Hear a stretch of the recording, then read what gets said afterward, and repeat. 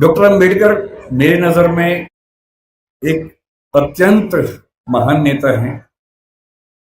उनको मैं Abraham Lincoln के बराबर समझता हूं।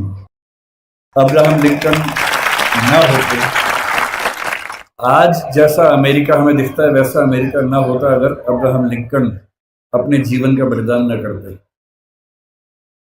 1776 में अमेरिका आजाद हुआ, या कह सकते हैं कि 1787 के आसपास उसका संविधान पूरा लिखा गया।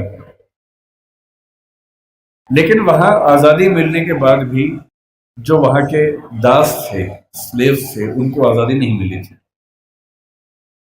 उनकी आजादी लगभग 90 साल के बाद हुई, 1860 के दशक में हुई। एक लंबा संघर्ष हुआ और उस लंबे संघर्ष में जिस व्यक्ति ने एड़ी चोटी का जोर लगाया उसका नाम अब्राहम लिंकन था। लिंकन के खिलाफ अमेरिका के बहुत सारे लोग थे, पर वो अड़ गया और अंत में उसने संविधान में संशोधन करवा के, जिसको हम अमेरिकी संविधान का 13th अमेंडमेंट कहते हैं, वो पारित करवाया। और जिसके बाद से वहां दास व्यवस्था समाप्त हुई। उसकी कीमत यह है कि उसके कुछ ही समय के बाद अब्राहम लिंकन की हत्या हुई, लेकिन वो अपने जीवन की बलि देकर कम से कम अमेरिकी समाज के एक बहुत बड़े हिस्से को आजाद करवा के चले। अम्बेडकर जी कहते थे कि जिंदगी बहुत लंबी होने का मतलब नहीं है, जिंदगी महान होनी चाहिए। और महान जीवन का मतलब ये होता है कि सफल होना तो बहुत छोटी बात है। डॉक्टर अंबेडकर हमारी संविधान सभा के वो मेंबर थे जो सबसे ज्यादा पढ़े लिखे थे। एक ऐसा व्यक्ति जिसने पीएचडी भी 3 कर रखी हो और चौथी बाद में और उनको मिल गई हो। पूरी संविधान सभा में हमें इतना वेल रेड, इतना पढ़ा लिखा व्यक्ति नजर नहीं आता है। कुछ लोग कहते हैं कि संविधान सभा में उनकी भूमिका बहुत छोटी सी थी, नगण्य थी, क्योंकि उन्होंने संविधान लिखा नहीं था, उन्होंने संविधान की प्रारूप समिति की अध्यक्षता की थी। ये बात ठीक है कि वो प्रारूप समिति के अध्यक्ष थे, लेकिन संविधान सभा के एक मेंबर थे टीटी कृष्णमाचारी। उन्होंने एक बड़ी खूबसूरत बात कही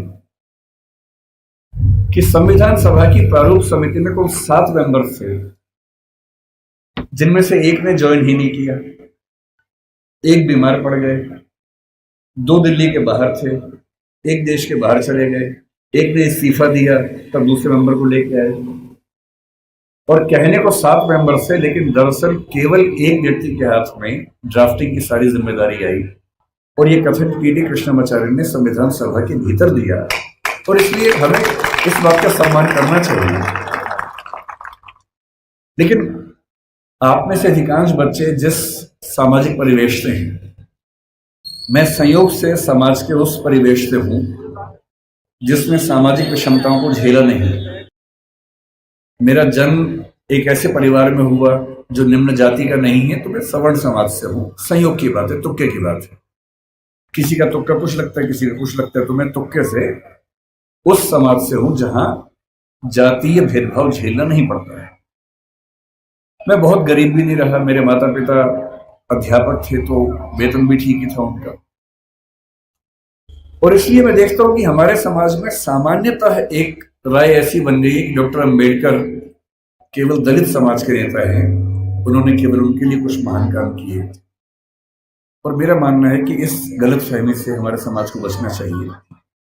डॉक्टर अंबेडकर हमारे देश के आज तक के सबसे महान नेताओं में से एक हैं और उनकी महानता को हमें स्वीकार करना चाहिए।